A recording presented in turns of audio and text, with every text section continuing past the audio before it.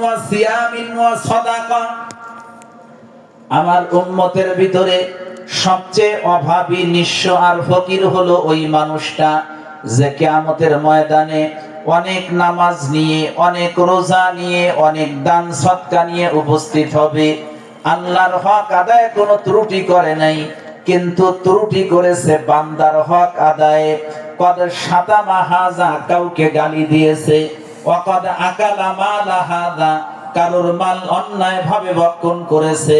ওয়াকাদ যারাবা হাযা, কাউকে সে অন্যায় ভাবে প্রহার করেছে। আল্লাহর হক আদায়ে কোনো ত্রুটি করে নাই, সমস্যা ঘটে গেছে বান্দার হক নিয়ে। ময়দানে মাশারে যে বান্দাদের হকগুলো নষ্ট করা হয়েছিল তারা আল্লাহর কাছে মামলা দিবে। রব্বুল আলামিন এই মানুষটা দুনিয়াতে আমাদের হক নষ্ট করেছিল, আমাদের উপরে জুলুম করেছিল, সামাজিক ভাবে আমরা বিচার পাই নাই, আদালত থেকেও আমরা বিচার পাই নাই। অপেক্ষায় ছিলাম আহকামুল হাকিমিন, আপনার আদালতে আমরা বিচারটা পাবো। কিন্তু এই মানুষটা যে পরিমাণ নেকি নিয়ে উঠছে, আমাদের তো মনে হচ্ছে একে দৌড়ে জান্নাতে চলে যাবে। তাহলে আজকে কি আমরা আপনার আদালতেও আমাদের বিচারটা পাবো না? আল্লাহ পাক বলবেন বিচার অবশ্যই হবে, কিন্তু পদ্ধতি হবে ভিন্ন। এই লোকটা যেভাবে তোমাদের হক নষ্ট করেছে ওইভাবে তোমাদের হক আদায় করতে পারবে না, আর যদি করেও তাতে তোমাদের কোনো লাভ হবে না। আমি আল্লাহ ভিন্ন পদ্ধতিতে বিচার করব। ও হকদারেরা, তোমাদের যার যে পরিমাণ হক এই লোকটা নষ্ট করেছিল, এ তো আমার নামাজ কালাম ইবাদত বন্দেগী করে অনেক নেকি নিয়ে উঠেছে। তোমরা প্রত্যেকে ওর আমলনামার থেকে ওই পরিমাণ হক, পরিমাণ নেকি কেটে নিতে থাকো।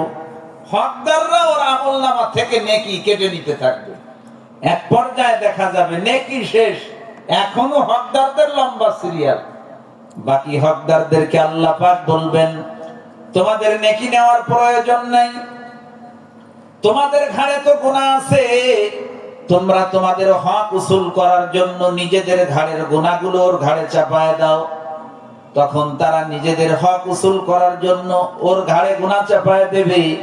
এক পর্যায়ে দেখা যাবে ওর সমস্ত নেকিগুলো শেষ হওয়ার পাশাপাশি গুনার বিশাল বোঝা হয়ে গেছে।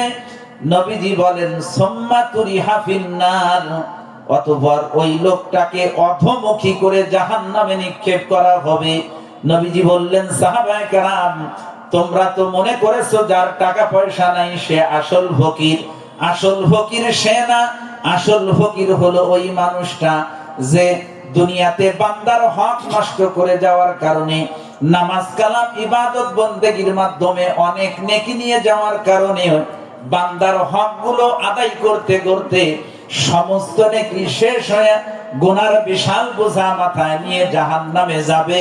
ওই মানুষটা হলো সবচেয়ে বড় অভাবী নিঃস্ব আর ফকির। এই জন্য